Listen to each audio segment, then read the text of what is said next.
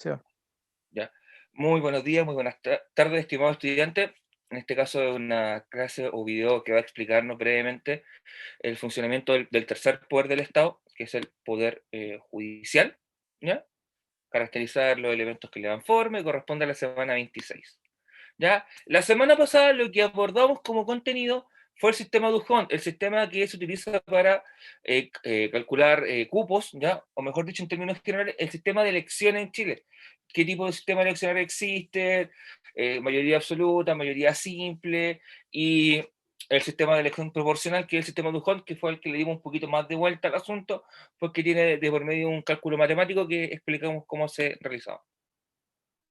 Sobre el Poder Judicial, hay que entender que el Poder Judicial, las funciones que tiene es conocer sobre las causas civiles y criminales, es decir, toda aquella denuncia, querella que exista y que el Ministerio Público crea que es necesario que pase al Poder Judicial, va a ser conocido por ellos, ¿ya? Bueno, la Fiscalía también, el Ministerio Público también es parte del Poder Judicial, ¿ya? En el fondo es conocer causas civiles y criminales y además es dictar sentencia y, en el fondo, verificar que esta sentencia se ejecute. Es decir, si la sentencia es pago de una multa, que se pague la multa. Si la sentencia es pena de cárcel, se pague con cárcel. Si es revocar la licencia de conducir, que se le revoque la licencia de conducir. Eso se refiere con, en el fondo, dictar sentencia y observar que se ejecute como tal, ¿ya? ¿Qué funcionarios están dentro de la estructura del Poder Judicial? Los jueces, que también reciben el nombre de ministros. Por eso es normal que tú muchas veces en prensa puedes escuchar que hablan el ministro de la Corte Suprema, fulano de tal, es el juez de la Corte Suprema, ¿ya? Así con la Corte de Apelaciones, con el Tribunal Oral en lo Penal, con el juzgado de garantía, el juzgado de letras, juzgado de trabajo, tribunal de familia, etcétera, etcétera, etcétera. Los jueces, la fiscalía, que es el Ministerio Público, ellos se encargan de, en el fondo, investigar las causas penales y llevar todos los antecedentes al juez, presentar las evidencias que acusan a una persona, ¿ya? La fiscalía siempre cumple un rol de acusatorio, de acusar a una persona. Es por eso que también se le llama el ente persecutor, que persigue, en el fondo, una sanción hacia una persona. Por otro lado, está la fiscalía, perdón, está la defensoría, que es quien se va a preocupar de entregarle defensa a las personas en caso de que no puedan pagar un abogado. Ojo, solamente defensa, ¿ya? Supongamos, a mí me acusaron de robo con intimidación y yo no tengo las lucas para pagar un abogado y defenderme. El Estado chileno me propicia, me entrega un abogado de la Defensoría Penal Pública y él se va a preocupar de defenderme en esa causa o en esa acusación que existe sobre mi persona, ¿ya? Y también hay una serie de funcionarios administrativos como están los secretarios, inclusive todo aquello que está dentro de la estructura, los redactores, en el fondo, los que llevan archivos, los que se preocupan de ejecutar los desalojos, todos esos son funcionarios del Poder Judicial. ¿Ya? ¿Cómo se estructura este Poder Judicial?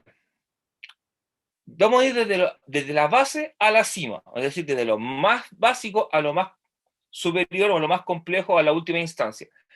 Los juzgados y tribunales en Chile están expandidos a lo largo de todo el país. Prácticamente todas las comunas tienden a tener algún juzgado de este estilo. Un juzgado civil, que se preocupa de las causas civiles, es decir, causas que no significan una pena en cárcel, ¿ya? Juzgado de letras, juzgado de trabajo, que se preocupa de todas las causas laborales, despido injustificado, indemnizaciones por, no sé, temas de acoso laboral, incumplimiento de contrato, todo eso. Juzgados de familia, que se preocupan principalmente de cuando hay violencia intrafamiliar, violencia contra menores, cuando se vulneran los derechos en términos general de un miembro de la familia, sobre todo de los menores, de los cónyuges, ¿ya? O convivientes. Los juzgados de cobranza laboral se preocupan pues, de cobrar en el fondo multas, deudas, ¿ya? El previsional, todo aquello que tenga que ver con previsión social, son áreas dentro de de un mismo sistema, ¿ya? Los juzgados de garantía que se preocupan de ver que se cumplan las garantías constitucionales que se le entregan a un acusado o a un acusador, ¿ya? Y también está el Tribunal Oral en lo Penal, que se preocupa principalmente de las causas que pueden llevar a una pena en cárcel, ¿ya? Por ejemplo, robo con violencia, robo con intimidación, robo en lugar habitado, conducción en estado de ebriedad con resultado de muerte, etcétera, etcétera, etcétera, ¿ya? Las Cortes de Apelaciones es una instancia a la cual yo puedo ir cuando no quedo conforme con la sentencia que entregó un tribunal en primera instancia. O sea, supongamos, yo fui a un juzgado de trabajo porque no cumplieron mi contrato y en el fondo se llegó a la conclusión de que sí se había cumplido con lo que establecía en el contrato por algunas triquiñuelas y no se me entrega lo que yo quiero. En ese yo tengo la opción de aceptar esa resolución o ir a la Corte de Apelaciones. La Corte de Apelaciones es un tribunal de segunda instancia. Como lo dice su nombre, voy a apelar a una sanción, voy a decir, oye, quiero que revisen esta sentencia porque no estoy de acuerdo con ella por tal, tal y tal motivo. Existe solamente una Corte de Apelaciones por región y que por general está en las capitales regionales. En el caso de nuestra región de Valparaíso, la Corte de Apelaciones está en la ciudad de Valparaíso, ¿ya? Y yo voy a una segunda instancia y los jueces de la Corte de Apelaciones van a dictar sentencias. ¿Esta sentencia puede ser apelable? Sí. ¿Y dónde tendría que ir a apelar? A la Corte Suprema. La Corte Suprema es el tribunal de última instancia que tiene un país, en este caso Chile. O sea, de aquí, después de la Corte Suprema, yo no puedo apelar una sanción. ¿Ya? Es una sentencia, por eso la sentencia es inapelable. Y está conformado por 21 jueces que se dividen en distintas salas y analizan distintas causas. Y de ahí ellos llegan a una sentencia final. O sea, yo puedo tengo dos instancias de apelación, Corte de Apelaciones y la Corte Suprema. ¿Qué bases sostienen el Poder Judicial? La imparcialidad del Poder Judicial, es decir, no puede ser influido, tiene que ser imparcial, ¿ya? Por eso siempre la justicia se refleja con una balanza, ¿ya? Que en el fondo se colocan los elementos en la balanza y la balanza se va a inclinar siempre a aquella evidencia que tenga más peso y nunca se va a dar una sentencia influenciado por un juicio de valor, por una influencia familiar, una influencia económica o una influencia política, ¿ya? Independencia. El Poder Judicial es independiente del Poder Ejecutivo y el Poder Legislativo. O sea, ellos no se pueden meter en temáticas judiciales. De hecho, ellos no pueden emitir muchas veces ningún juicio que signifique una medida de presión. Es decir, como que el Poder Judicial tiene que fallar pensando en la gente. Bueno, el Poder Judicial verá en medida de lo que falla. No puede haber ni un presidente, ni un ministro, ni un senador, ni un diputado que venga a presionar al Poder Judicial. Legalidad. Todas las sanciones del Poder Judicial vienen en base a derecho. No puedo fallar en base a mi intuición o a lo que siento, sino que en base a lo que dicen las leyes. Si la ley no establece que la conducta acusada es delito, no puedo fallar como delito, aunque sea cuestionable, que es donde entra muchas veces en conflicto el Poder Judicial con las víctimas en cuanto a las sentencias que entrega, porque las sentencias son acordes a derecho. Y si el derecho no establece lo que ocurrió como un delito, o lo ve como algo menos gravoso, menos importante, va a disminuir sentencias. ¿Ya? La inexcusabilidad. El Poder Judicial no se puede excusar de dar una sentencia. Siempre tiene que dictar una sentencia. Quizá un ministro puede decir, ¿sabes qué? Yo no puedo acá, en el fondo, emitir un juicio porque conozco a la persona, porque soy amigo de él, porque es un familiar mío. Y ahí puede ocurrir la excusabilidad, pero eso no quita que el Poder Judicial tenga que dar una sentencia. Por lo tanto, a esa juez se le va a sacar de esa causa y se va a colocar a otro que no tiene vinculación con la persona. Y por último, la responsabilidad. El Poder Judicial es responsable de las sentencias que dicta. ¿Ya? Bueno, ahí está explicado lo que es inexcusabilidad, que no se puede excusar, y excusabilidad es que no puede no dictar sentencia. Bueno, y la imparcialidad, que no deben tener conflictos de intereses, ya no puede haber una influencia de ningún tipo, independencia, no puede ser influenciado por ninguna autoridad. Ahí se observa bastante bien en la imagen esta típica escultura que tú vas a encontrar prácticamente en todos los tribunales o en cortes de apelaciones o la Corte Suprema se ve bastante. Y es un símbolo universal de justicia, que es la balanza, ¿ya? Que en el fondo mide las pruebas y la espada que lleva es con la que se aplica la sentencia o se ejecuta la sentencia, ¿ya? Y si te dan cuenta también, la estatua, por lo general, del Poder Judicial, las estatuas que indican justicia, van ciegas, van vendadas con los ojos. ¿Por qué? Porque se dice que la justicia es ciega. si la justicia no se deja influenciar por ningún elemento externo. Solamente escucha las evidencias, observa las evidencias, las analiza y dicta una sentencia. No ingresa en juicios de valor de otra índole. La legalidad, el Poder Judicial tiene una legalidad interna y externa. ¿Qué significa eso? Que ningún juez puede ser influenciado por otro juez a nivel interno, y a nivel externo es que ninguna autoridad puede influir en la decisión de un juez. Va muy de la mano con la imparcialidad. O sea, ningún presidente, ningún ministro, ningún subsecretario, ningún intendente, gobernador, quien sea, puede influir en una sentencia del Poder Judicial. ¿Ya? La inamovilidad. ¿Qué significa eso? Que en el fondo los jueces no se pueden remover así como se remueve un ministro, como se remueve un intendente o un gobernador. De hecho, los jueces por lo general tienen larga duración en el cargo, que pueden ser años, décadas, dentro de este articulado de Poder Judicial. ¿Ya? ¿Por qué no pueden ser removidos? Porque no pueden recibir, en el fondo, al ser independientes, no pueden en el fondo recibir una sanción política que signifique la destitución. No obstante, ¿pueden ser destituidos? Sí, cuando se observa que hay un evidente abandono de deberes, falla gravísima, ya que lo pueden significar una acusación constitucional. Eso sí, ¿ellos están expuestos a una acusación constitucional? Sí. Más no pueden ser destituidos por el presidente. ¿Ya? Y también, claro, la Corte Suprema le puede emitir sanciones a un juez, como puede ser suspensión o bien reducción de sueldo. Más no una destitución tan simple como hacer así, se fue. ¿Ya? Otras características generales son la inexcusabilidad, eso significa que siempre el Poder Judicial debe dar respuesta o debe entregar sentencias, y la responsabilidad que todos los actos que realizan los jueces, toda sentencia que toman los jueces, ellos son responsables de esa sentencia. ¿Qué significa eso? Que si yo fallo fuera de derecho y me equivoco en la sentencia, es responsabilidad mía. Y la sanción correspondiente me va a caer a mí, como juez, que no cumplí con el trabajo. ¿Ya? Y el último aspecto que quiero tocar es la reforma procesal penal que se desarrolló a comienzos de los 2000 en el gobierno de Ricardo Lagos. ¿Ya? ¿Cuál fue el cambio? Se pasó de un sistema adversarial, ¿ya? Un sistema donde el acusado era inocente, perdón, un sistema donde el acusado era culpable hasta que se demostrara lo contrario. En el sistema adversarial, eh, perdón chiquillo, me equivoqué, lo siento. El sistema adversarial es que el acusado es inocente hasta que se demuestre lo contrario. Ahí sí. En el sistema antiguo, en el sistema antiguo, el acusado era culpable hasta que se demostrara lo contrario. ¿Ya? Un ejemplo del sistema antiguo. A mí me acusaban de robo en lugar habitado. O sea, yo entré a una casa a robar con gente dentro.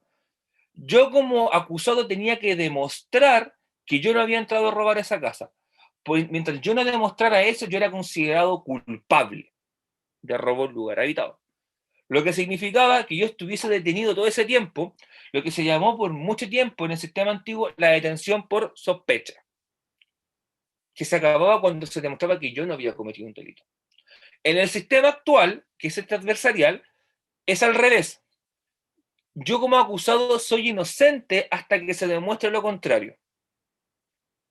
Si las evidencias demuestran que yo no fui quien entró a robar esa casa, soy declarado inocente. Pero yo no paso ningún día en la cárcel como en el sistema antiguo. Esa fue la principal crítica, la principal transformación que se le hace a la reforma procesal penal, o que hace la reforma procesal penal, perdón, que es eliminar esta figura de la detención por sospecha que llevó a que mucha gente estuviese años detenida siendo inocente.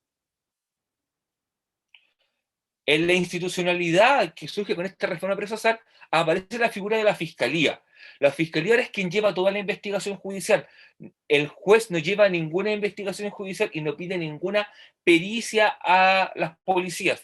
Es la fiscalía, o bien llamado Ministerio Público, quien lo pide. La Defensoría también toma fuerza, la Defensoría Penal Pública, y quien se convierte en el defensor del acusado. ¿Ya? Los juicios toman algunas características particulares, como hay un juicio previo, ya donde se conoce la causa, se le informa a la persona, de que por qué está siendo acusada, el proceso de investigación, todos los aspectos legales. Los juicios son orales, ¿ya? Para agilizar el proceso, que antes podían ser meses, años, hoy en día se logra hacer en un tiempo mucho más acotado, ¿ya? Y son públicos. Los juicios hoy en día tú los puedes ver, es que tienes mucho tiempo libre, en la página del Poder Judicial se transmiten todo el proceso legal, todo el procedimiento legal de acusación de una persona, el sobreseimiento de la causa, la sentencia que se le va a entregar, etcétera, etcétera, etcétera. ¿Ya? Y los jueces toman decisiones en forma inmediata, o sea, o en muy poco tiempo. No es como antiguamente que eran meses, sino que el juez dice la persona es culpable y en 7 días más se conoce la sentencia. O sea, es un tiempo mucho más breve y acotado que en el sistema antiguo, donde el juez tenía que hacer todo el proceso, lo cual le significaba mucho más tiempo de trabajo. Ya, eso fue en síntesis lo que hablamos sobre el Poder Judicial, características, cómo está organizado, los principios generales que rigen el ejercicio del Poder Judicial y un poquito sobre la reforma procesal penal. ¿Ya? Acá hay una pregunta tipo, que es el artículo 76 de la Constitución Política, que habla sobre el Poder Judicial, que dice, para ejecutar sus resoluciones y practicar o hacer practicar los actos de instrucción que determina la ley, los tribunales ordinarios de justicia y los especiales que integran el Poder Judicial podrán impartir órdenes directas a la fuerza pública o ejercer los medios de acción conducentes de que dispusieren. Los demás tribunales lo harán en forma que la ley lo determine. La autoridad requerida deberá cumplir sin más trámite el mandato judicial y no podrá calificar su fundamento u oportunidad, ni la justicia o legalidad de la resolución que se trata de ejecutar. ¿Ya? Cuando habla de fuerza pública se refiere a carabineros, por si acaso. ¿Ya? De fondo, ¿qué te dice? Que el juez, cuando emite una sentencia, es la fuerza de orden, es decir, carabinero, o en su defecto la policía de investigaciones, quien tiene que ejecutar todas las acciones que dictamine el Poder Judicial, que dictaminen los tribunales. Eso significa si hay que detener a la persona, si hay que llevarlo a un centro de detención, si hay que pasar la gendarmería, todo eso lo tiene que hacer carabineros. ¿Ya? Y carabineros no puede juzgar ni emitir opinión sobre la acción que determine el Poder Judicial. Entonces, ¿quiénes son las instituciones que deben ejecutar las resoluciones, practicar o hacer practicar los actores de instrucción que determina la ley según el fragmento presentado? El presidente, no. El Ministerio Público, tampoco. La Fuerza Pública, sí. El Senado, tampoco. Era súper fácil. ¿Ya? Y antes de terminar, chiquillos, brevemente vamos a observar lo que es la guía de la semana 26, ¿ya? Del Poder Judicial, donde hay un ítem de selección múltiple, donde hay 3 preguntas referidas al contenido visto a la materia que abordamos hoy día, son 3 preguntas. Luego viene la pregunta esencial, que es de la semana 26, que dice, ¿cuáles son las funciones del Poder Judicial? Y nombra a quienes lo conforman, o sea, la función del Poder Judicial y quienes conforman este Poder Judicial. Para responder eso, vamos a volver un poquito atrás. Diapositiva número 3, aquí está la respuesta de la pregunta esencial. ¿Ya? Recuerden que tienen que mandarla por WhatsApp al número institucional o en su defecto por correo electrónico. ¿Ya? Y luego tenemos las preguntas esenciales que nos faltaban de las semanas previas, que es la semana 21 y 22. ¿Ya? La pregunta esencial de la semana 21 dice, según la diapositiva número 6, ojo, semana 21, por lo tanto la diapositiva número 6 de la semana 21. ¿Ya? ¿Qué tipo de democracia existe en Chile en la actualidad? ¿Por qué? Recuerda, Chile tiene una democracia semidirecta. El por qué tienes que definirlo tú. Pregunta 22. Pregunta esencial de la semana 22. ¿Cuáles son las principales características del sistema de elecciones en Chile? ¿Ya? Abiertas, libres, informadas, periódicas.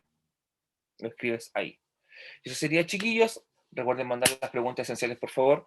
Es súper importante porque recuerden que va a ser la forma en la cual los vamos a evaluar este segundo semestre. Nos vamos a hacer prueba. Vamos a evaluar las preguntas esenciales.